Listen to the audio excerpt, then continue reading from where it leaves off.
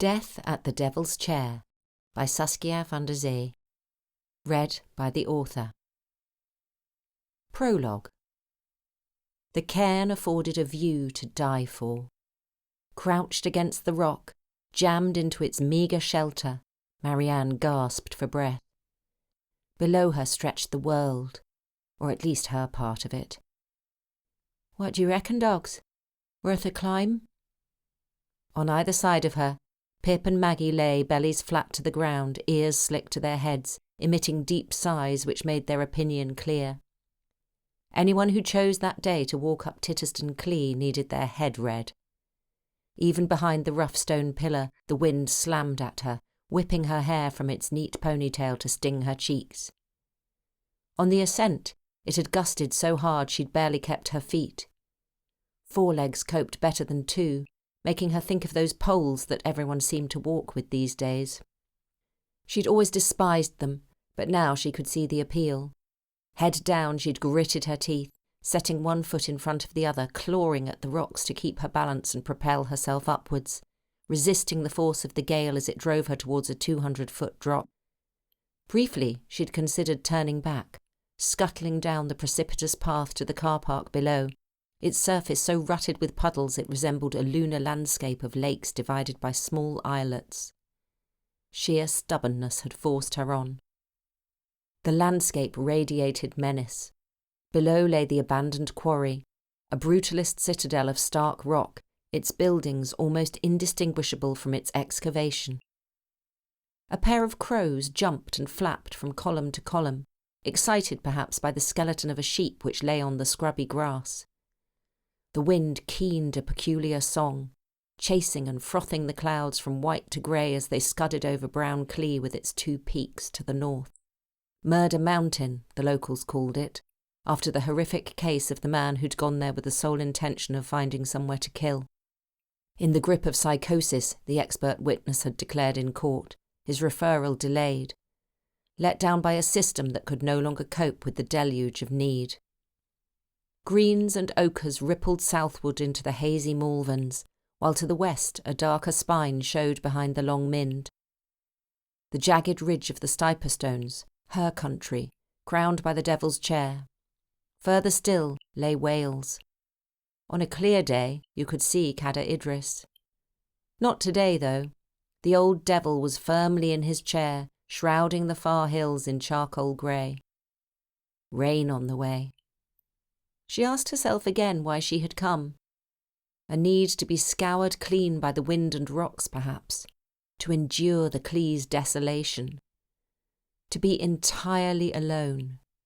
No guests to serve, no little request to meet or politely fend off, no one under her feet. Nothing but rocks and grass and sky. And sheep. There were a few now on the lower slopes towards the common, wise enough to seek shelter, leaving the stark majesty of Titterston Clee to her. She saw no other humans on the hill, though she knew they must be there. Her Subaru didn't have the car park to itself. As she'd rattled over the cattle grid, 2 figures had got out of a Land Rover and made for the path which led up towards the radar station. A man and a boy. Father and son, perhaps. Beside another car, small and red, a few puddles away from where she'd parked, a couple had been arguing. The woman's coat had caught her attention, a light blue so bright it seemed superimposed on the rock behind. Ridiculously clean for a waterproof. New, maybe. Her own was old and well worn, grubby even. Both had hoods up, their bodies forming a rigid frame like an out-of-place Argentine tango. Perhaps one was pointing out to the other the ridiculousness of walking in such an exposed spot on a day like this. Young, she thought, or younger than her anyway by some years. She'd watched them for a while, resenting how they intruded on her need for solitude. The very least they could have done was set off, like the man and boy, and continued their argument elsewhere. In the end she had locked the Subaru and made for the path, eyes averted, avoiding the usual walker's greeting.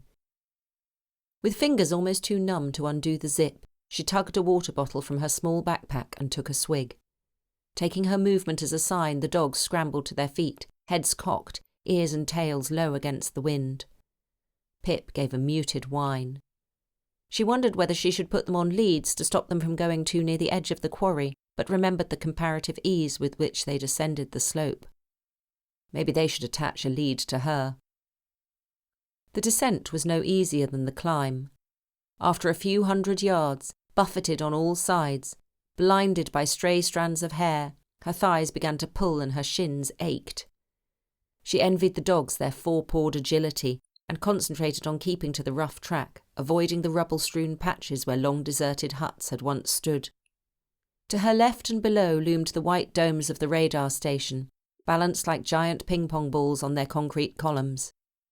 The squat grey building between them was desolate, a Cold War relic or some derelict television drama set from the 1970s. The lowest white dome perched on the edge of the quarry, flanked by a mast, interlocking struts of metal twisted now with age. She had no idea if the station was still active. In all her visits she had never seen any activity except walkers. A hard gust almost knocked her off her feet and she caught her breath, clutching at a rock for balance. 200 feet below sprawled the grass floor of the quarry pit, as wide as it was deep, and at one end a sheltered pool of green water, still and silent. It would have been no surprise to see a hand rise from its depths, holding a sword aloft. Beautiful. Man-made, a scar on the land, but beautiful nonetheless.